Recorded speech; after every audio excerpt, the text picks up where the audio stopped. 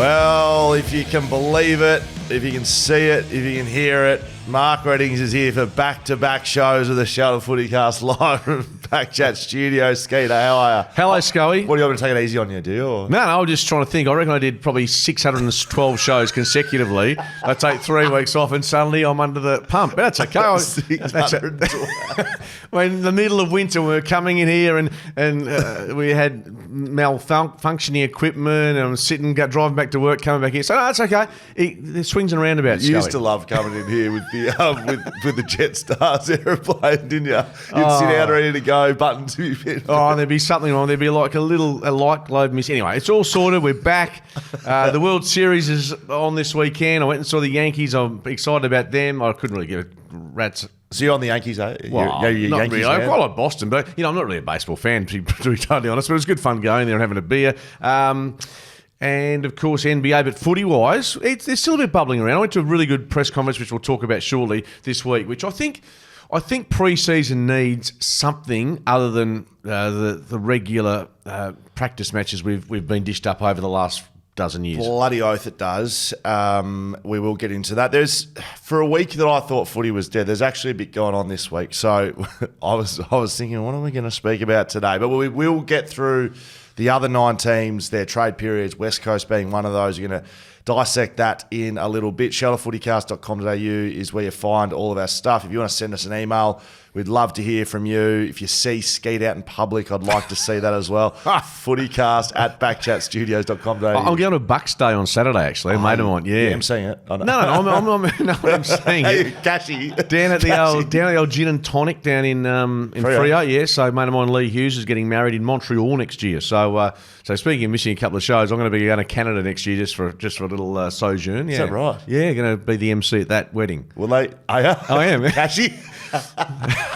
That's to be determined. It's a big cashy to get to Montreal, I'll tell you. But no, so I'm looking forward to getting to Freo this weekend. So if you are in Fremantle and you do have a camera on you, please get me a photo with Mark Reddings. Between 12 and 2, after that, there's no cameras allowed. Is that right? Yeah, because, it could just get a little bit, after lunch. After what's happened at GWS. It's not a dress-up, Bucks. No, it's just might be talking Swahili. Okay, perfect. No, we'll be Who would you go as? If I just said, right, dress up, you got to go with someone. You know what? I'm going to say this. I reckon Toby Green's ray gun was a great one for this year. Yep. It was a bit of fun. If you went as ray gun, that would break the internet. Like, it would be just completely broken. It's not a dress-up, Scully. Relax. Okay, very good. You can get 10% off beers right now. Shelter FootyCast on shelterbrewing.com.au. Just use Shelter FootyCast at checkout. And, of course, San Francisco, November 8, Friday, November 8, a couple of Fridays away. Make sure you get your tickets to that. Selling out fast. What was the press conference you went to, Skeeter? Yeah, it was interesting. It was at outside Optus, which was the Indigenous All-Stars versus the Fremantle Dockers, which has been, I want to say in the pipeline, not publicly it hasn't, but it came to light at the start of this week. This is what the AFL have been working on for some time for a number of reasons. One of the reasons being obviously trying to hopefully introduce more Indigenous talent to the game, which is a broader one, more specifically just for a footy perspective. Give us something in pre-season that, I mean, the NRL has done this for a while, the Indigenous All-Stars game. I know there was one here back in, I think, 2015. The Eagles played an All-Stars team. Were you involved in that? Apparently I played. Oh, we were talking about this on Tuesday on radio. I had no recollection of playing in it. Hang on, you can't remember playing in a game that you would have thought would have, I mean, it's not just a regular home and I can understand you forgetting a home and away game, but you don't remember playing in that one? No, I had no recollection. I can't really do too much other than just tell you the truth. Yeah. I don't remember playing in it, and I was the third best player in the game, and I had no recollection of playing in it. Wow. So it was in February. So that is the only thing, So I heard Laura Kane talking about this as if it was going to be a opener for the grand final. It's in Feb. I love it. Don't get me wrong, but it's not the biggest stage. I heard the words out of her mouth on the game's biggest stage, at Leederville Oval in February. I wouldn't have thought. No, hang on. No, it's Optus Stadium. Okay, good. Optus Stadium, and I say this. I can't wait. I went there thinking this could be a success. I left there believing. Now it's going to be at 4:30, Feb 15, and bear in mind what the Indigenous All-Stars are going to put out there in terms of a forward line. Imagine being in the back line. The best small forwards in the history of the game, almost. Imagine being in the back line. Honestly, if you're a Jordan Clark, if you're a Luke Ryan, you'd be just going, oh, I don't know, maybe just... No, I think it'll be obviously played in pretty good spirit. I think it'll be like an NBA All-Star game. Yeah. High scoring, but also fascinatingly, you're going to have, as has been pointed out, Shea Bolton up against his new club. Hadn't played a game for his new club, but already playing against them, which is bizarre. Michael Walters, amongst others, Alex Pearce, to play for the Indigenous All-Stars team. And I honestly believe, as I said, it's a 4:30 game to satisfy the TVs in on the East Coast. But as long as it's not 35, 40 degrees, which is a fair chance in February, but if it's reasonable weather, I think we'll get 30,000+. People want... It's close enough to say people want footy. Like people want and good footy, and we'll see the best players in that Indigenous All-Stars team playing against Freo. So I asked Adam Papalea Tuesday night, what's the over-under line of the crowd? You reckon we'll get over 40? I wouldn't put it past. I'm not saying that it's a lock, but I would have thought to try and keep this event here in Perth, I'd say if we got over 35,000, I think it'd be hard to move it. A bit like Gather Round, the way, and you've been to Gather Round, what that's done for South Australia, how it was held. I think, and we showed it with Dreamtime. We showed it with the grand final. If there's footy, and I know it's pre-season, but I think if we can put on a spectacle and obviously have some entertainment and make it a really good summer type event, I think we can get our 35, 40,000. While we're on, I'm looking forward to it. I'll be going. I think it's a great idea, and I just, anyway. North Melbourne, in other footy news, and talking about crowds here in Western Australia, it's been reported that North Melbourne are brokering deals to sell at least one, if not two, home games here to Perth as early as next year in 2025 against West Coast and Freo. So they would effectively sell their game from, not Arden Street, but Colonial Stadium. Yeah, Marvel. Right, Marvel, back here, and West Coast or Freo or both. I think, would play an away game at their home ground in front of their home crowd. Yeah. No, what are your thoughts? Well, I think from a perspective of the AFL, it would solve two issues. One, the WA clubs really yelling about not having that extra game or two of travel, so that solves one issue for them. From a North Melbourne perspective, the crowd number and the money they'll derive out of coming to WA would be far exceeds what they'd get, for instance, of Fremantle North at Marvel, which you get 18, 20, you're going to get 40,000 plus, aren't you? Yep. So financially, and going back in time, there have been numerous clubs sell home games. I think we've seen it with, clubs go up to Cairns, and we know there's stuff with the existing contract with North Melbourne and Tasmania comes to an end, or so it's winding down because of the Devils coming into play. So they're reading the tea leaves.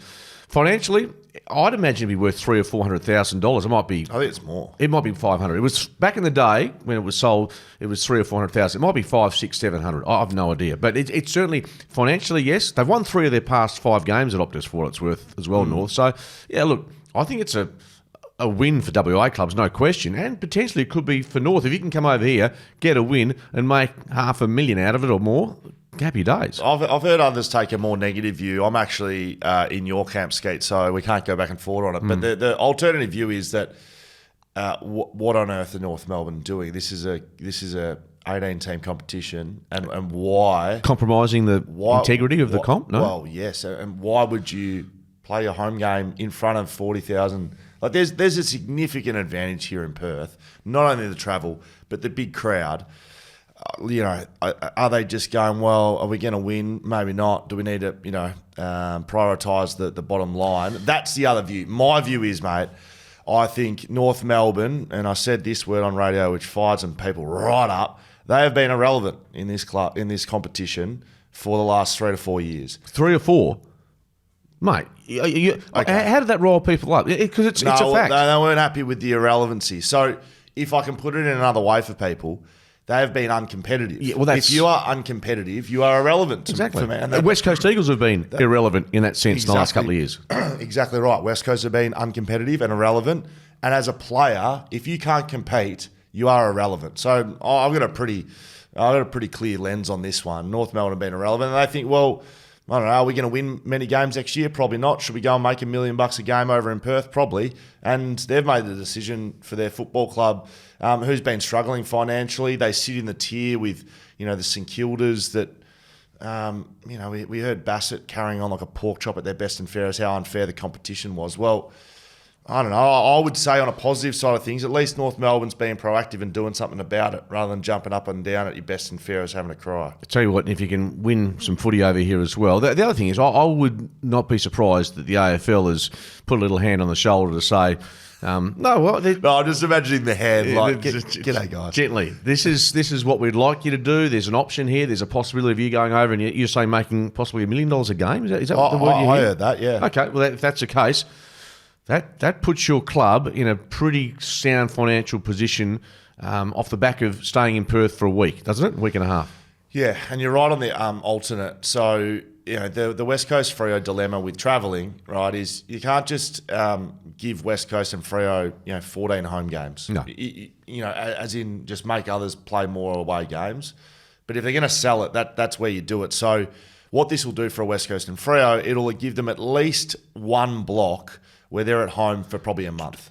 Yeah, right. Exactly. That's massive in the middle of the year, and it's proposing June. So I think I think it's obviously if you're WA club, that's what you want, and bear in mind that might open the way. I know the Brisbane Lions were looking at when the Gabba was going to be redeveloped at playing some home games potentially in WA or elsewhere because they didn't want to play in front of 30,000, 40,000 as opposed to the alternatives in Queensland. So I think it's a live chance. I honestly do. There wouldn't be many West Coast Freo fans that wouldn't go. I wouldn't have thought. Like if West Coast playing North Melbourne and you've got to pay over and above your membership, you're not going to get a ticket with your membership because it's a North Melbourne home game. Yeah. So you got to pay your $50 or whatever it is. Oh, I reckon most people go. Well, from a West Australian perspective, it's a no-brainer. If you're a North Melbourne fan and you're a member, you're going, am I winning out of this deal? Like we're playing 2 games over there, one of which will be, they're both home games, I'm guessing. Yeah. So you're losing 2 home games to WA. How are you feeling as a North Melbourne member? I'm just trying to maybe look at the other side of the picture. Very, very staunch fans, North Melbourne. They didn't like the irrelevancy tag, Skeeter, but it's fact. I'm sorry. As a football club on the field, they have been irrelevant. If you're walking around with a couple of wooden spoons slapping on the sides of the hallway, I reckon that to me spells irrelevancy for mine, Skeeter. Hey, Chris Scott, coach of Geelong, he's got a new job. What's that job? He's been appointed Chief of Leadership and Performance at Morris Finance. I tell you what, if I've seen a thing slapped on the door of irrelevancy, Chief of Leadership and Performance. So what does that mean? He pops in for a coffee. Yeah. He pops in for a coffee, says g'day, does a little team speech at the start of the year. G'day, Chief. How are you? Look, there's been a bit of a stink kicked up from some types around here because they say, this is like the Vizzy deal with Chris Judd. I'm going to just preface this I'm not the world's expert on salary caps and how this works, but my understanding is, and I'm fairly sure I'm right here, there's a player's salary cap, right? And there's an amount of money, the TPP, you can total player payments, you can pay players a certain amount. That is completely, and that's where the Chris Judd stuff was kind of tied into. Right? That's a separate issue. Right, and maybe if you're talking Cotton on Bailey Smith, those deals actually still happen, the Vizzy stuff, right? They just need to be declared. And ticked off. And if they are ticked off, they need to be doing a service. So if Bailey Smith is working with Cotton on next year, he needs to be like an employee.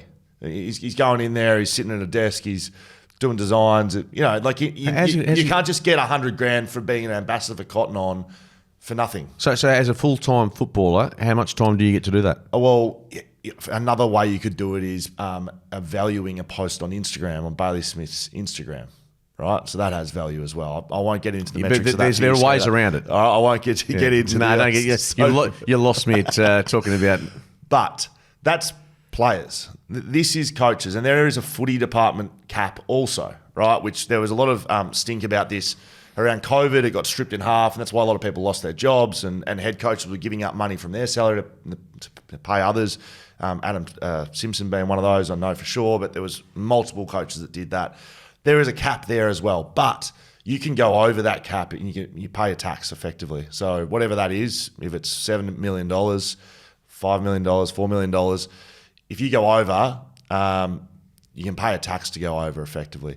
All of that in mind, this year will have been declared. It's not Chris Scott and Geelong being like, we're going to pay Chris Scott $500,000 to be a coach and he's on $1 million as the Chief of Leadership and Performance. the AFL would have been fully aware of this. This would have been fully declared. This is not a scandal. This is not a story, which I was reading a bit of on social media last night. So, look, I'm sure Chris is popping his head in, doing a bit of a head wobble, doing a couple of leadership chats. Morris Finance is a big Geelong supporter. That's what the stink was over. But nothing to see here. Put it this way, I heard Chris Scott talking about it. Bottom line is, don't talk to him, talk to the AFL. They're the ones that tick it off. If he wasn't allowed to do it because the parameters weren't met, then so be it. It's been done.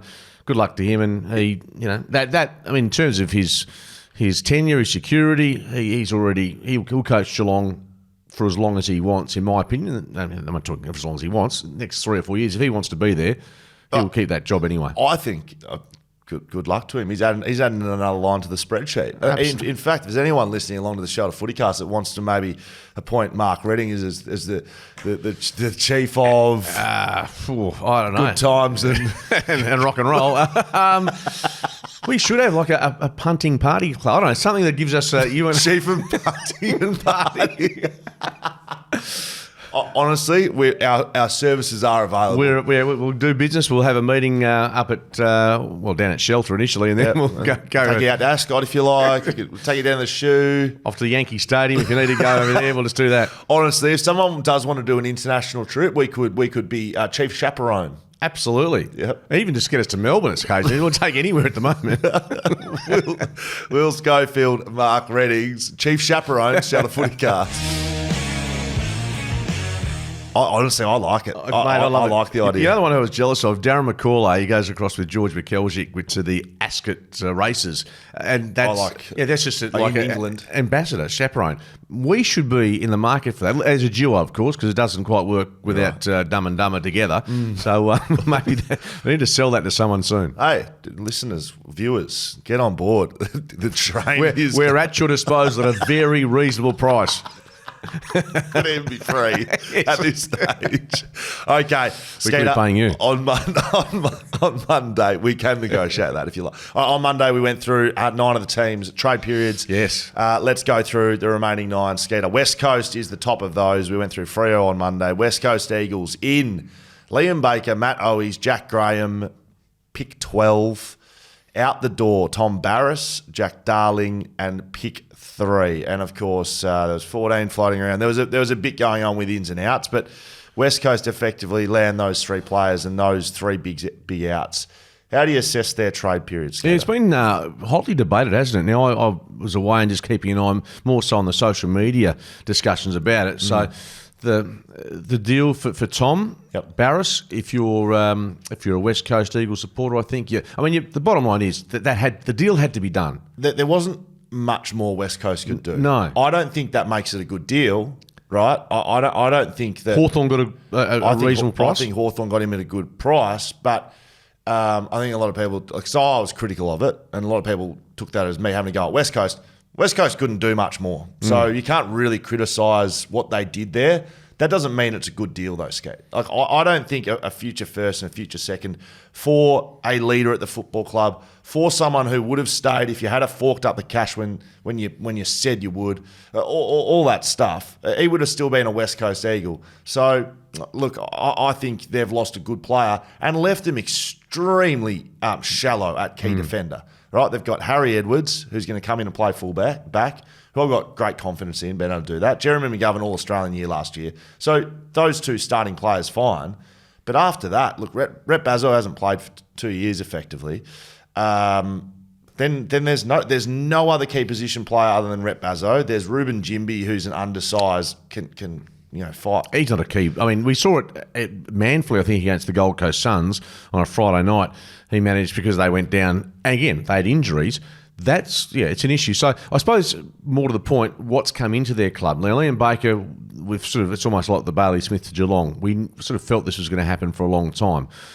What role does he play? Matt Owies, I think, is the interesting one. He's the one that puts pressure on the likes of Tyler Brockman, Noah Long, who's coming off a knee. Yep. So, I think Matt Owies could be the handy acquisition. I like him. Yeah. Have they done enough, though, in terms of personnel into their club and with what they have to pick up a draft? What's their first pick at 12, did you say? Pick 12, yeah. So does that get them a look at Bo Allen? Does it get them? So what sort of player is Bo Allen? Well, he's sort of a half.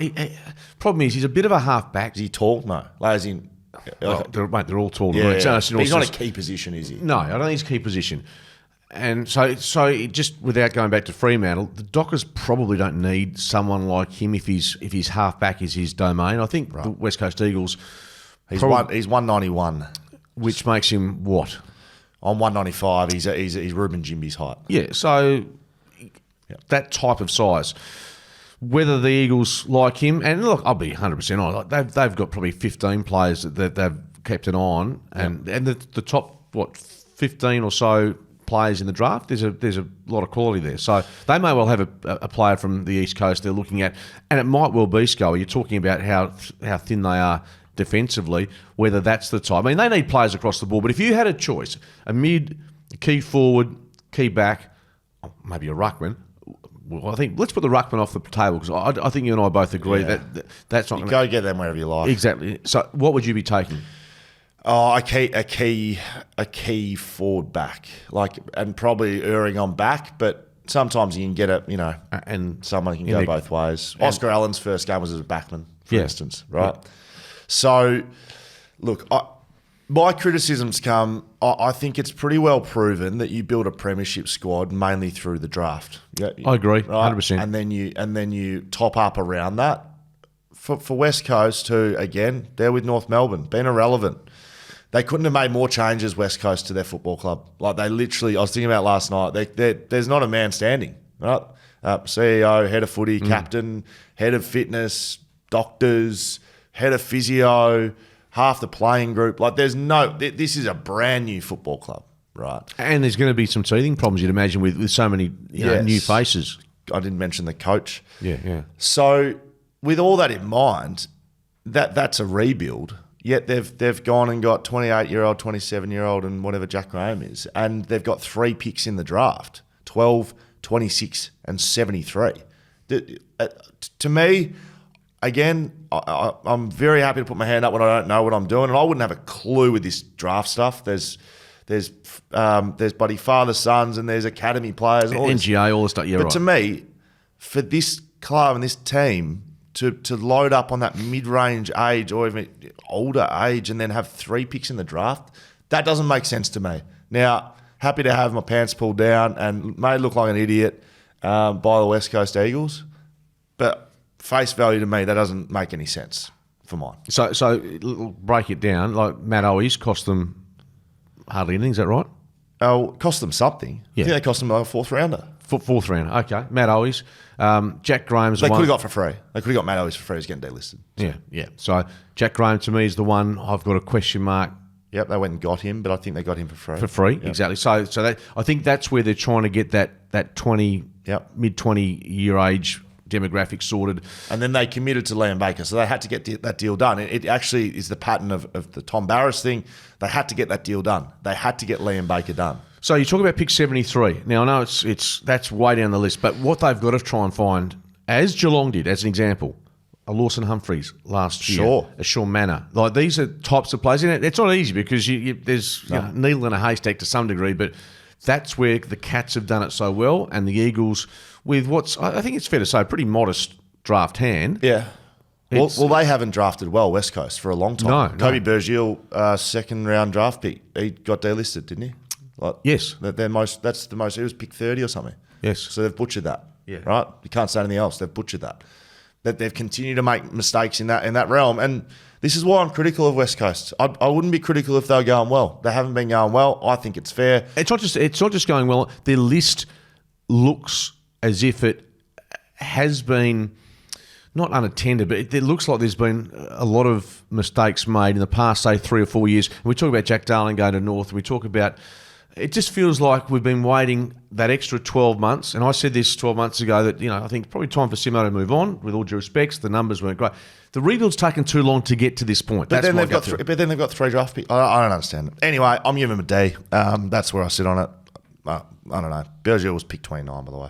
0 games. Yeah. I'll go C+ because D is almost... That's almost a failure. Okay, C-. You're easily swung. Who cares? Hawthorn. I don't think you can fault this one. They get Josh Battle for free as a unrestricted free agent. Tom Barras they get for a future first, future second. I think, clearly he's the best key defender on the market, and inverted commas on the market, like on the move. They get him. They'll take pick 33, 71, 77 into the draft, but they have completely loaded up over the past 3 years in the draft. Yeah. So Hawthorn's rebuild that some people were so critical of was via the draft. Sam Mitchell went to the draft 3 years in a row, and he had a huge influence on who was drafted. And these guys, these McKenzies, these McDonalds, all these guys... No names. Yeah, the no names, right? Yeah. That is this group of players that we were so impressed with last year. They're from the draft, Skeeter. Yeah. Oh, no. And now they're adding Battle and Barras. Which is the way to do it. I think the point you make, I wish I could argue with you, but I believe wholeheartedly that you're right. Just exhaust the draft to the point where you go, okay, I've got the core 10, 12 players, like you go back to your era, that we think can get the job done. Then integrate the Elliot Yos and the Jack Reddens and the like. So just to use an Eagles analogy, but I think that's and don't get me wrong, I'm not 100% convinced that Hawthorn, they're talked about as premiership contenders next year. It is easy to say it, but it's a lot more difficult to go from what they've done this year to take that next 2 or 3 steps. So, but you're right, what they've done off season, I don't think you can question it at all. It's an A for mine. They got the players they wanted. I don't think they overpaid, and I don't know, can't do much more than that. So it's an A for Hawthorn for mine. Yeah, I'll just go just slightly under that, but A minus. I've got to stop saying for mine. I had a bit of feedback on BackChat about that, and I've just said it twice. And you know what? So I bet you didn't even realise you were saying it. No, I didn't, but I appreciate the feedback. No, because you don't. And I'm sure I fall back to words that it's little sayings or little fallback words, and for mine, you've been pulled up with. I know we make this look very easy, don't we, Skate? Right? But it's not the easiest. No, well, a lot of preparation goes into it as well. Look at you sitting there. My phone that hard gets. I've never seen a phone in worse condition. The way that is operating, I am absolutely bewildered. I've got to get a new one. Yeah. You reckon? You reckon? It's snapped in half behind that case. Yeah, I just got to just nurse it through to the Melbourne Cup. Can we give it a quick look? No, we don't need to look at it. Can we look quick look? No, because it could, if you touch it, it might break. All right, very good. Melbourne, who do they get in? They get Harry Sharp. Happy with that? Just remind me. Just the same thing happening in my head. Tom Campbell. Yeah. Sorry. And Monty's Wakefield. Oh, we've lost it. Pick 9, and out the door is Alex Neil Bullen. So they'll take picks 5 and 9. Is that all they have? Is that it? That's a reasonable hand. They've lost. Who did they lose along the way? Neil Bullen, to Adelaide. You know what? They rate him highly. I don't think that's such a pick 5 and 9 considering they where they end up. I think it's more about getting their club on the same page as much as anything, as opposed to what they've done at the draft. Look, in terms of positionally, in terms of what they need, down back they're right, in the middle of the ground once Petrarca returns and Oliver, hopefully, if they get that sorted out, it's their forward line. At the draft with pick 5 and 9, can they find... they've got a couple of good small forward, Cozzy, obviously, and they've got enough, I think, young players. I mean, the WA boys, I think, really impressed me this year. Trent Rivers coming along once Petrarca went down, McVie. I think they've got some good young talent that's led by the West Aussies. Van Rooyen, good young talent. I think they need that forward option. Now, whether that's through the draft, which is... 5 and 9, they should get someone there. Absolutely. Surely. I mean, Tom Campbell, how many clubs has he been at, Jaden? Can you have a look at that? I think it's his 5th club. He's been around. 5? No, he's been around. He's been at St Kilda. He's been at Melbourne. Melbourne, yeah. I think he's been at North. Is he really? Campbell. I think he's at Bulldogs, yeah. North Melbourne, St Kilda, Melbourne.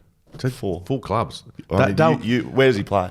What position do he play? No, it was a very good question. He can play forward or back, or even a ruck. Yeah, he's a ruck. How many games has he played then? He's played 58 games. So he's played 42 with the Bulldogs, 12 with North, and 4 at St Kilda. I can't remember calling him. Mate, Tom Campbell, big massive big Oh, tree maybe they trunk can. legs and comes steaming out, like, very much on the train tracks. Like, it's just absolutely... Maybe they've caught him. Tom Campbell, look, big Tom Oh, that's Campbell. a unit. That's a unit. How do I forgot his name? Not sure. Anyway, give him a grade. Trade period, Melbourne. I'm going to give them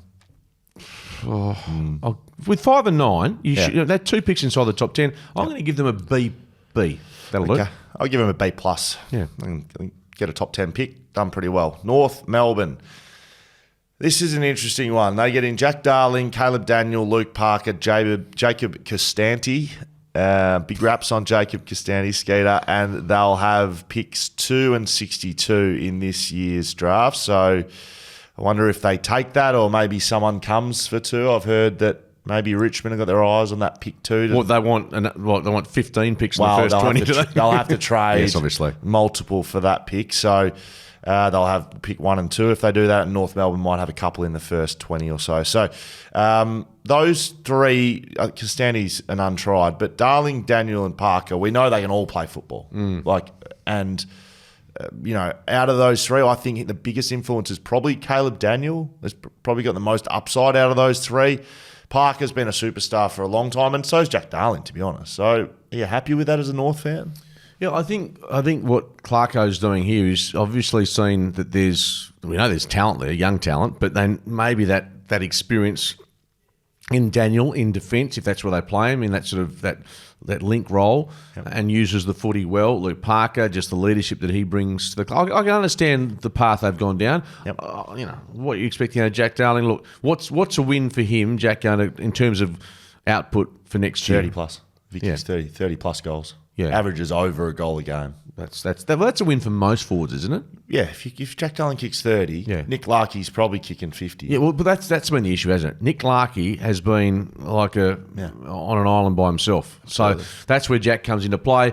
Has he got has Father Time caught up with him in terms of his body? Probably yes, but we'll find out if he can play 12 to 14 games and give them. Nah. He needs to play more than 12 or 14 games.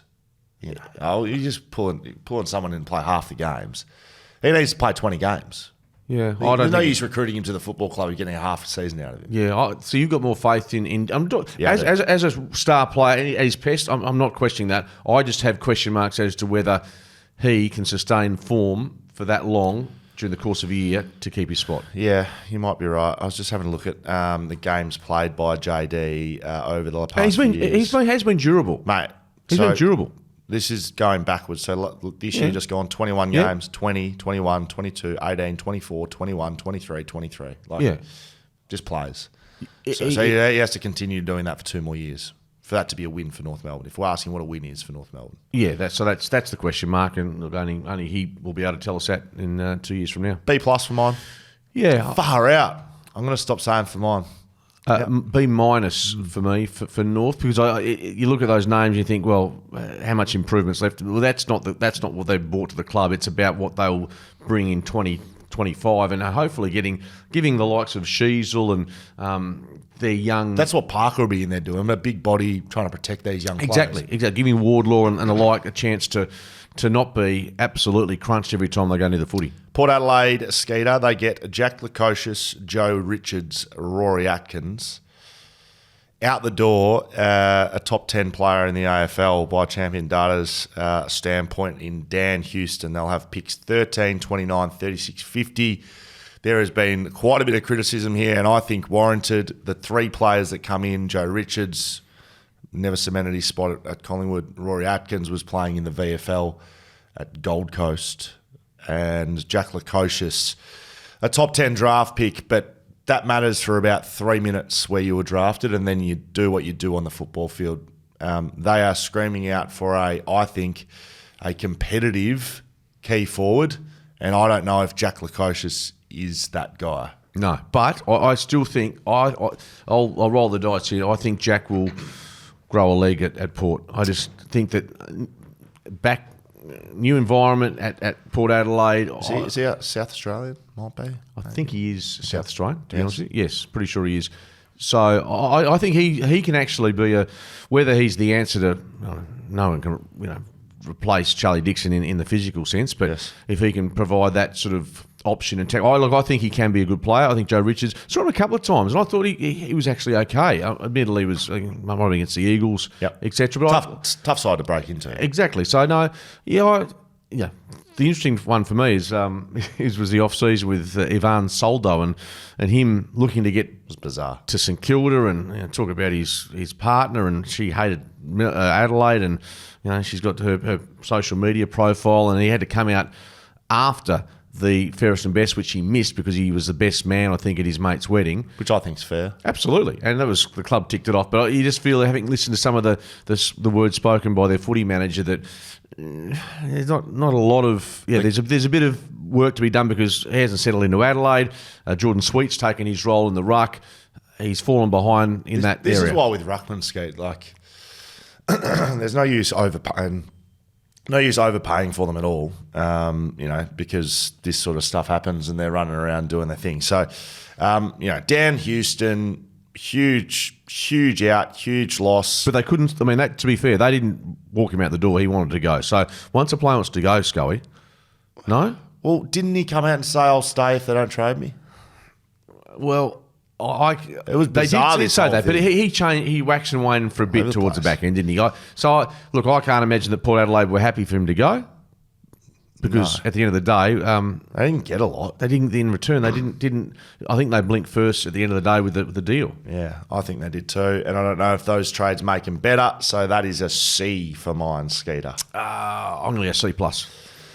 Richmond, The shift was too long for Jade, and he decided to sub himself out. giggling Dan's coming in. Oh, fair income. Seriously, couldn't last the full 30 minutes. Could Jade? He'd had enough. He'd go and touch up his tattoos. Dan's on the buttons now. Just lots of Skeet's talking. So I think, it's a bit busy operation here at BackChat Studios. mate, We've got honestly, another it's- brand coming and using the other studio. Oh, it's. We've taken our best operator out of this room because why would you use your best in here? Don't waste your best talent No. on your on the numpties in the shelter FootyCast room. All right, Richmond, they have A+. a fair bit going on here. Well, they trade. Well, I know. Well, they had no choice. Well, Liam Baker, Shea Bolton, Jack Graham, and Danny Rioli are players out the door. They get in picks 6, 10, 11, 18, 20, 23, and they're draft picks for the night. They'll be done by the start of the second round. Yeah. 1, 6, 10, 11, 18, 20, 23, 24. Have you ever seen a better? I mean, Gold Coast and Gold GWS. Coast and GWS, but I was reading GWS's. They had like the first 6 picks of Is one of that the right? drafts. Yeah.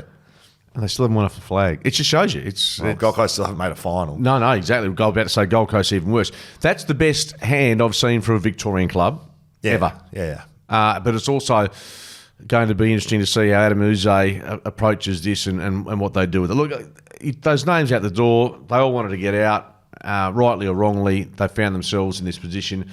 You're going to get a good look at some real talent, aren't you? I mean, what area of the ground, obviously, there's a bit like the Eagles at the moment. They need everything. They need everything, yeah. So, Wooden Spoon this year, worst side in the comp. They need to just go. They need to take all of those guys. That's why the pick 2 is being muted. Like, could you trade, for instance, I don't know, pick 6 and 20 or something later for pick 2?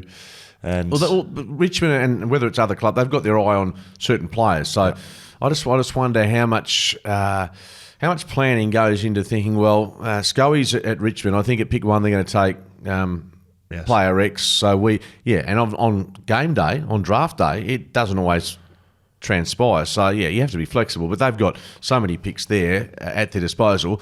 And if they get it right, the rebuild, could be in best 3 ever. years, Yeah. it could be fantastic. what are we giving them? You happy with that? Well, I'm not so happy. If I'm looking at the draft hand they've got, it's an A+. It's clearly. And what you've given up, look, you don't want to lose those players, but that's where they're at. So I think in terms of what they ended up with for the draft, I'm sticking with them as clearly just because of circumstance. Get the top notch. A-. It's a good. They've done well. I don't like giving A pluses, basically. St Kilda, they get in Jack McRae and pick 8, and they lose Josh Battle to free agency and Tom Campbell. right? That's Yes. where he was scared. Yeah, okay. Draft picks 7, 8, 32 and 47 they'll have in the draft coming up. So, look, I think Jack Macrae, he's always been a good player. I put him in the same realms as an Andrew Gaff. Accumulator, hard worker, hard runner, plays on a wing, can go a little bit inside. St Kilda need good players. They don't have a great list. No. I don't think. I mean, they don't have any A graders. I mean, Sinclair, Marshall. There's probably a couple others that. But Ranganine Miller is going to. Jack Macrae is not added to that No, list. no, and I think what are their picks again? 7 and 8. Is that 7, right? 8, 32, So 47. 7 and 8 is absolutely critical for them. They have to get it right because they have in the past. I mean, is it Caulfield? They got it at 7. What was it? And they didn't take Clark Bont, and they didn't take. There's a litnly of But players. so A is lot every of other- clubs in that position. So I don't want to string up St Kilda on the basis of not taking picks over the years because that's hindsight's the most beautiful word if you're in footy. In life. But they've got to look at 7 and 8 and get it right because it's weird because they get rid of Ratton, suggesting the list is good enough to make finals. Yeah. They make finals. Now they've dropped out of finals. I'm just not sure what they are doing with the list. Again, keep going back to what you've said. The draft is the way to build. Now, Macrae comes across, again, not thinking that he's going to be a significant factor. They're not a destination club. They're in no man's land, mate. Yeah. Seriously, at the moment, they're in no man's land. And if they get 7 and 8 right, they can certainly build from there. But that's where I think they have to get those 2 early picks correct. They're just nothing though. They're just nothing. They don't have a great deal of excitement. But the some problem of is- those players you rolled off. But also, I think if you look at the last 10 years, I mean, going back to, 2010 and that era where they were challenging, since then they haven't bottomed out. No. They've been in that sort of 12th, 13th, 11th. They've been nothing. They haven't been good, haven't been bad. Haven't been able to get a great draft hand. So, as I said, no man's land for me, unfortunately, for the Saints. So on that basis, C. like a B minus. I'm going to C. Okay. They got pick 8 in the door, and Jack Macrae come in, and they lost a restricted free agent. It can't be a C. Well, no, you've given them C. C plus. No. So easily convinced. Sydney. The Sydney Swans did absolutely stuff all. They got no one in. Costanti out the door and Parker gone.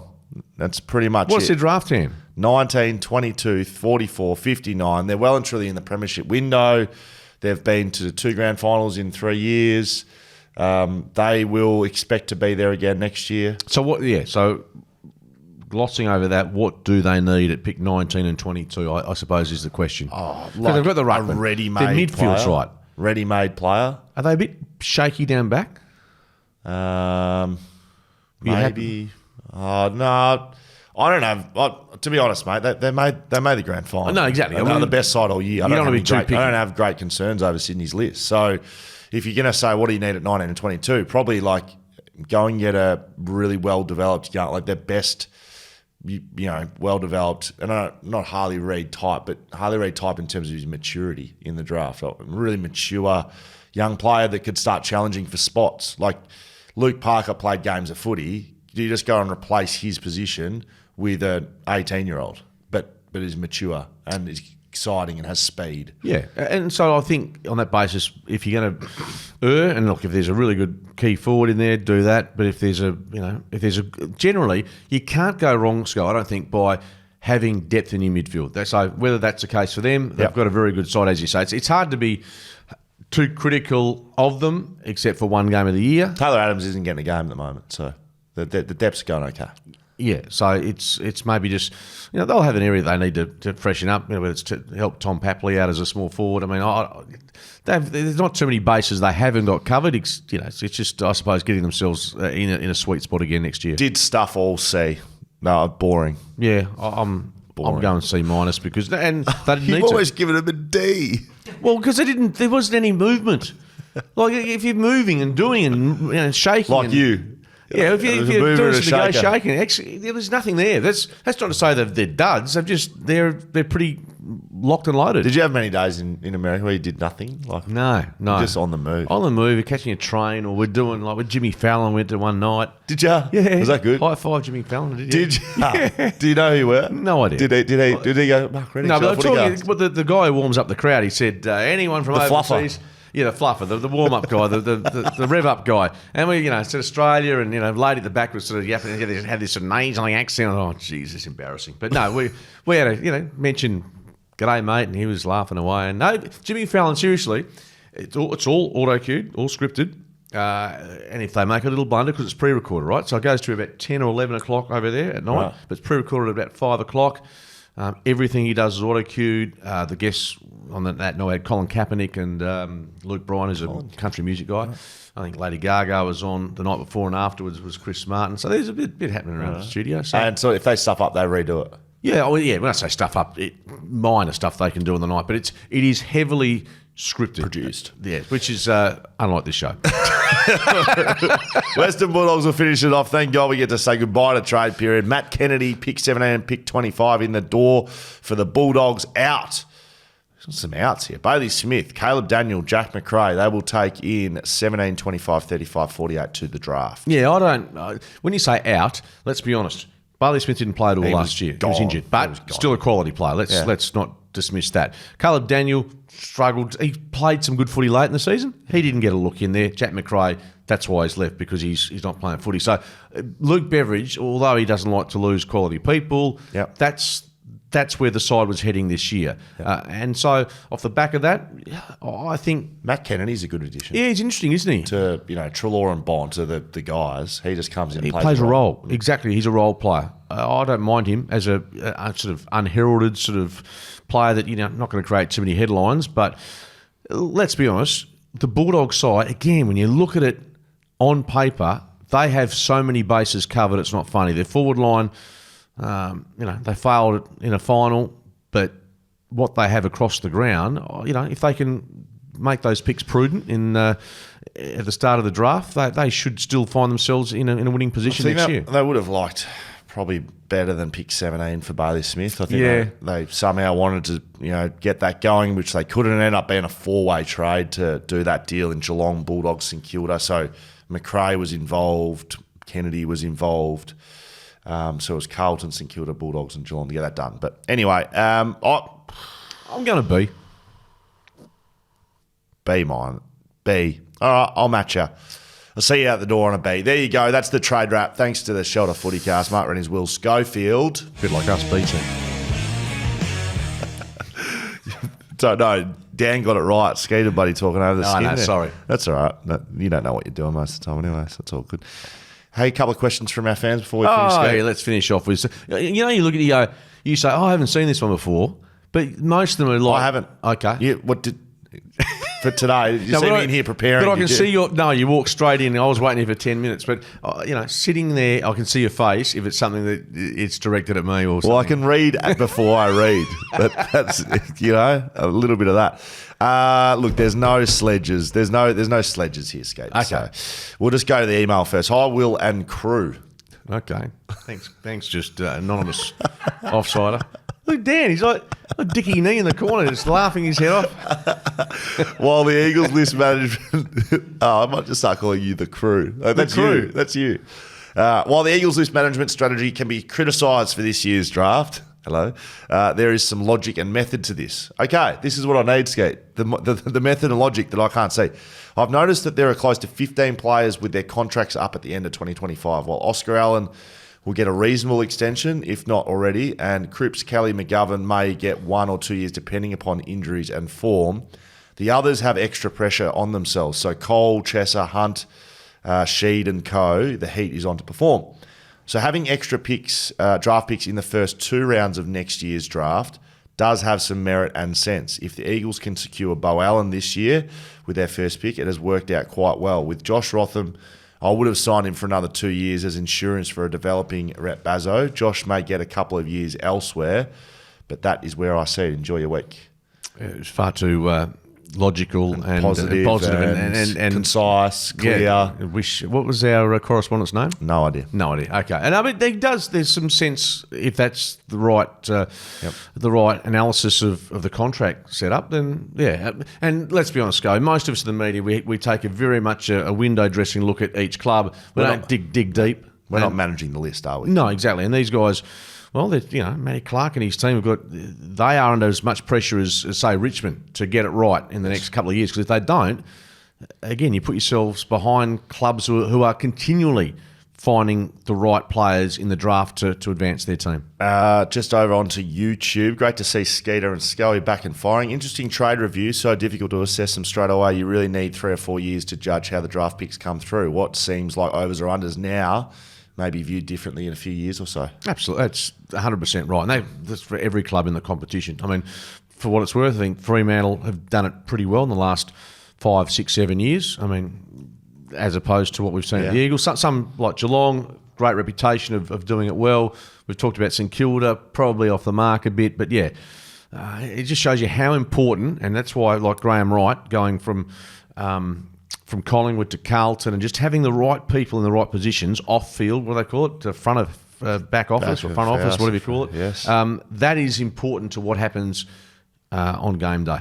So I've got one more, but I will give you a bit of action over on YouTube. I just was told that people are very excited to have you back, so I'm going to go through the best comments. Really? Interesting, this from Russell on YouTube. Interesting that the Eagles only have 3 key backs on a list now, including Bazzo. Do you think they'll go after anyone as a delisted free agent? Cleary from Port Adelaide. As we mentioned. Marchbank and Granger Barris are all decent options. Keen on your thoughts. Scully. Well, I gave my thoughts on the fact that I think they're too thin. I don't know if Granger Barris is all that the top 10 draft pick is cracked up to be from my reports. I wouldn't be disappointed as a West Coast fan if Tom Cleary or Caleb Marchbank came onto the list. Both of those have played AFL footy. Good defenders, like proper dour types. You can't lose by having someone like that on your list. If it's not going to cost you... And it won't. It won't. They're delisted free agents. And so someone like an Oscar McDonald comes across to the Dockers. I know he got injured, but they were well stocked. They were well stocked in defence. So having him come in and still be there, I'll probably go Cleary ahead of Marchbank, but I'm with you. I think why not get one of them there, because without doubt, at some stage you're going to find yourself either needing the extra tall defender or you're going to have an injury or two. So I'm just going to give you, this is literally no planning here.